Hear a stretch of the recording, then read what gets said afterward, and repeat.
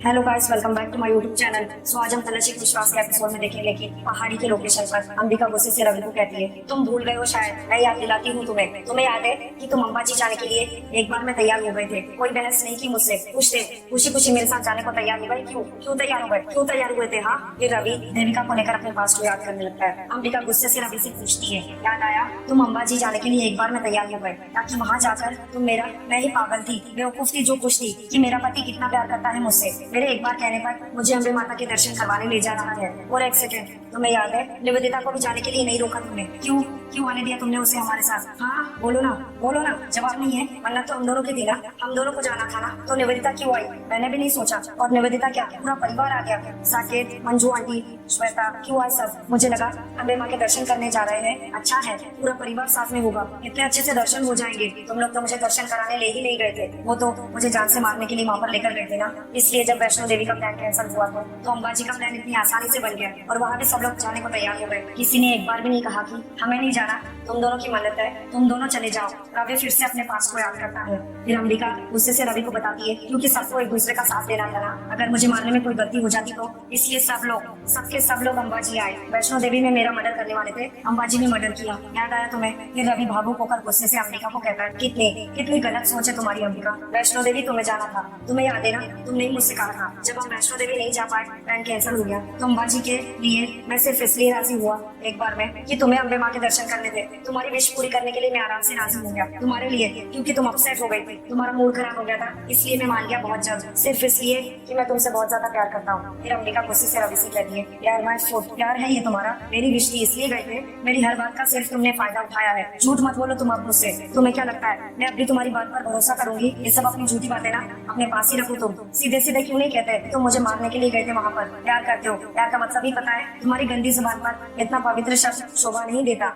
और तुम्हारे हर झूठ का सबूत है मेरे पास। तुम्हें याद है उस रात को तुम मुझे अकेला छोड़कर गए थे? क्यों गए थे अकेला छोड़कर? क्या कहा था तुमने? तुम यहीं पर रुको, सरप्राइज है तुम्हारे लिए। क्या सरप्राइज था? मेरी मौत का सरप्राइज। और तुम्हारे जाने के बाद जब निवेदिता, साकेत और तुम्हारी माँ मेरा पीछा कर रही थी, उनसे भागते हुए छुपते छुपाते मैं यहाँ छुपी थी ना, उस जगह तुम्हारा फोन आया था निवेदिता को, और जानते हो क्या कहा था तुमने? याद है तुमने कहा था कि चाहे कुछ भी हो जाए देविका को सच्चाई नहीं पता चलनी चाहिए, कहा था या नहीं? फिर रवि फिर से अपना पास याद करने लगता है। फिर अंबिका गुस्से से रवि को बताती है, उस पहाड़ी पर लटकी हुई थी मैं, सोच रही थी कि मेरा रवि आकर मुझे बचा लेगा, चिल्ला रही थी, देख रही थी ऊपर कि तुम आए, लेकिन मुझे मरता हुआ देखने के लिए आए थे। रवि फिर से अपने पास को याद करने लगता है। फिर अंबिका गुस्से से रवि को कहती है, देखना चाहते थे कि कहीं मैं भूल से भी जिंदा न रह जाऊं, वही ऊपर खड़े थे, मुझे आज भी याद है, उस एक पल में 1000 मौतें मरी थी मैं, तुमने नहीं बचाया रवि मुझे। प्यार करते थे ना मुझसे, प्यार करते थे ना मुझसे, तो क्यों नहीं बचाया मुझे? हाँ क्यों नहीं बचाया? हाँ क्यों वहाँ खड़े रहे तुम? कोई प्यार नहीं था तुम्हें मुझसे, तुम्हें सिर्फ मेरे पैसे चाहिए थे, वो तो पता नहीं क्यों क्यों मैं बच गई, क्यों अम्बे माँ ने मुझे मौत भी नहीं दी। मैं जानती हूँ क्यों नहीं मौत दी, उन्होंने मुझे मौत इसलिए नहीं दी ताकि मैं तुम जैसे दुष्टों का विनाश कर सकूं।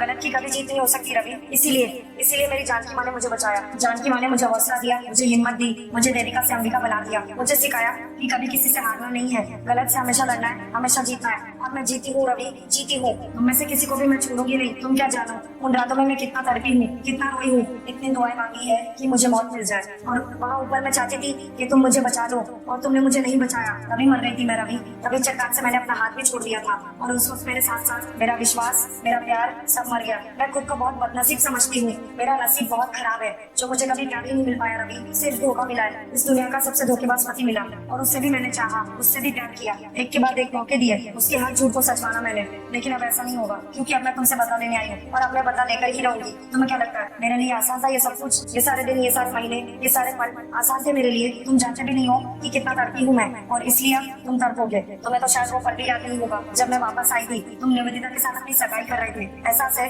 कि मुझ पर क्या बीती होगी उस वक्त, लेकिन तुम्हें एक बार देखने के बाद मेरा प्यार फिर से वापस आ गया। लेकिन उस बार मैंने हमेशा की तरह बेवकूफी नहीं की, मैंने संभाला अपने आप को, समेटा, मुझसे कहा कि इस बार नहीं, इस बार मैं वो बेवकूफियां हरगिज़ नहीं करूंगी जो मैं पहले कर चुकी हूँ। और उसी वक्त बस मैं एक बात चाहती थी, चाहे कुछ भी हो जाए, लेकिन निवेदिता और तुम्हारी शादी हरगिज़ होने नहीं दूंगी, और मैंने रोकी, इसीलिए मैंने तुमसे शादी की। तुम्हें क्या लगता है मैं बेहोश थी? सुनो, बेहोश नहीं थी मैं अपने पूरे होश आवाज में थी। मेरा प्लान था हो, मंजूमती के लालच का मैंने फायदा उठाया और तुमसे शादी कर ली, ताकि जिस तरह निवेदिता ने मेरा मुझसे सब कुछ छीन लिया था, उसी तरह मैंने उससे उसका घर, उसकी प्रॉपर्टी, उसका बिजनेस, यहाँ तक कि उसका होने वाला पति भी छीन लिया। उसने मुझे बहुत तड़पाया रवि, और मैं उसे उसके हर की एक ही सजा देना चाहती थी, और मैंने ऐसा किया। और वो आग से उसे बचाना मैं चाहती तो मैं उसे उस वक्त उसे मरने देती, लेकिन नहीं, वो इतनी आसानी से कैसे मर सकती है। जितना उसने मुझे तड़पाया है ना, उतना ही वो तड़पेगी। इसलिए मैंने उसे उस दिन उस आग से बचाया, ताकि मैं उससे अपना बदला ले सकूं, उससे पल पल मार सकूं, उससे उसकी एक एक चीज छीन सकूं, ताकि उसे दर्द का एहसास हो। और वो तुम्हारी लालची माँ, वो तो अपने जाल में खुद ही फंस गई। जानकी माँ को किडनैप किया था उन्होंने, जान से मारना चाहती थी उन्हें पैसों के लिए, लेकिन क्या हुआ, उनका पर्दाफाश हो गया। क्योंकि इस बार मैं देविका नहीं थी जो लोगों की चाल में फंस जाएगी। श्वेता का भी पर्दाफाश मैंने किया था, और साकेत को भी मैंने मरवाया। उसने तुम्हारी कार के ब्रेक फेल करवाए थे, तुम्हें मारना चाहता था वो, लेकिन साकेत तुम्हें नहीं मार सकता था, क्योंकि तुम्हारी मौत तो सिर्फ मेरे हाथों लिखी है। इसलिए मैंने साकेत को मरवाया, ठीक उसी तरह जिस तरह उसने तुम्हारी मौत प्लान की थी। और निवेदिता तुम्हें याद है, वो डरती थी, कहती थी कि देविका का भूत दिखता है उसे, देविका की आत्मा दिखती है। सच कहती थी, मैं दिखती थी उसे, मैं उसके सामने आई थी। मैंने उसे यकीन दिलाया था कि देविका की आत्मा अभी मौजूद है, उसे मारना चाहती है। मैंने उसके साथ ये सब किया, अपने बहन पर किए हुए जुल्म का बदला ले रही थी मैं, और मैंने ले लिया। एक एक करके अपने हर दुश्मन को अपने रास्ते से हटा दिया, और बचा कौन, सिर्फ तुम। अंबिका अपने पर्स से गन निकालती है और गुस्से से रवि को कहती है, मिस्टर रवि गरेवाल, अपनी पत्नी देविका के कत्ल के जुर्म में तुम्हें सजा मौत दी जाती है। अंबिका गुस्से से रवि की तरफ गन को कर देती है। फिर अंबिका गुस्से से रवि से पूछती है, बोलो मिस्टर रवि गरेवाल, कोई आखिरी ख्वाहिश, अपने बचाव के लिए कुछ बोलना चाहते हो? तुम्हारी आखिरी इच्छा समझकर तुम्हारा ये झूठ भी सुन लिया जाएगा,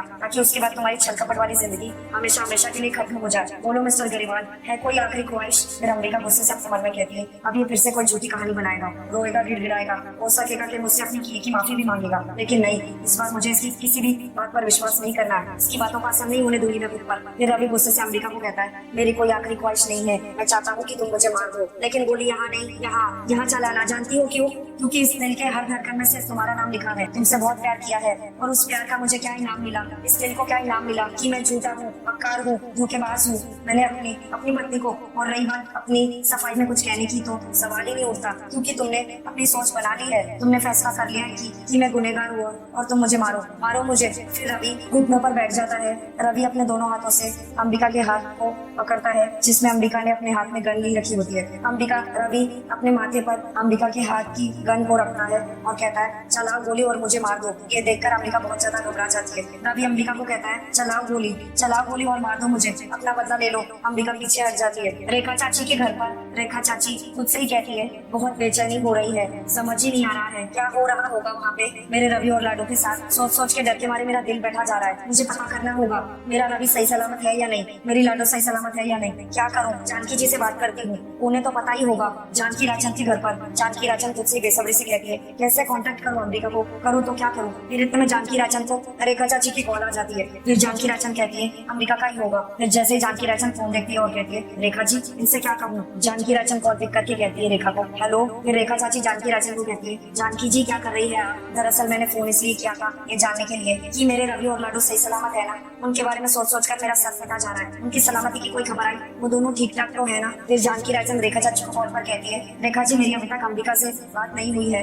एक्चुअली वो फोन नहीं आंसर कर रही, लेकिन आप क्यों इतनी चिंता कर रही है? और किसके लिए? अंबिका के लिए या फिर रवि के लिए? फिर जानकी राजन रेखा चाची को कॉल पर बताती है, आप तो जानती है ना कि अंबिका किस मकसद से वहाँ पर गई है। फिर रेखा चाची जानकी राजन को कॉल पर कहती है, आपको हो क्या गया है? वैसे तो आप इतनी समझदार हो, फिर भी आपने मेरी लाडो को ये सब करने की इजाजत कैसे दे दी? उसका तो मकसद ही गलत सोच पर टिका है। ये गलत है, मुझे पूरा विश्वास है, और मैं बार बार आपको कह चुकी हूँ कि मेरा रवि कुछ ऐसा कर ही नहीं सकता।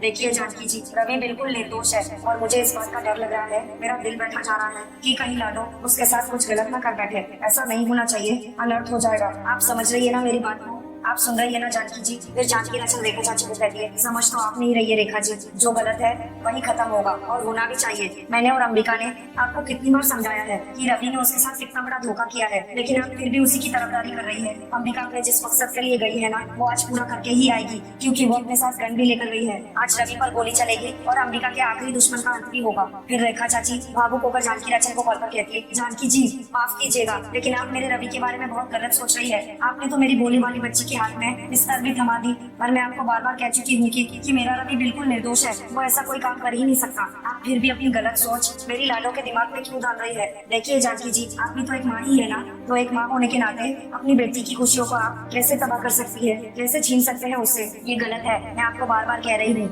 मेरा रवि बिल्कुल निर्दोष है, वो ऐसा कुछ कर ही नहीं सकता। मेरी लाडो के हाथों से इतना बड़ा अनर्थ मत होने दीजिए। बचपन से मैंने अपनी लाडो को पाला है, मैं उसे बहुत अच्छी तरीके से जानती हूँ। वो इतनी कठोर दिल हो ही नहीं सकती, तो आप उसे इतना कठोर क्यों बना रही है? जानकी जी, हाथ जोड़कर विनती करती हूँ आपसे, ऐसा मत कीजिए। मेरे दोनों बच्चों को उनकी खुशियाँ लौटा दीजिए, उसके दिमाग में गलत सोच मत डालिए। मेरी लाडो को रोक दीजिए, प्लीज रोक दीजिए। इतना बोल के रेखा चाची रोने लगती है। फिर जानकी राजन गुस्से से रेखा चाची को बोलकर कहती है, मैंने कुछ नहीं किया रेखा जी, जिन हालातों से वो गुजरी है ना, उन्हीं ने उसे ऐसा बना दिया है, और मन की मजबूती उसके लिए बहुत जरूरी है। लेकिन आप ये नहीं समझेंगी, आप तो सिर्फ मुझे को दोष देंगी, और अब तो शक की कोई गुंजाइश भी नहीं बाकी। रवि देविका का अपराधी है, उसने जो देविका के साथ किया है ना, उसकी एक ही सजा है, रवि की मौत। इतना बोल के जानकी राजन गुस्से से कॉल कट कर देती है। उधर रेखा चाची बुरी तरीके से रो रही होती है। सो गाइस, आज का कलश एक विश्वास का एपिसोड यहीं पर समाप्त होता है। Thank you for watching.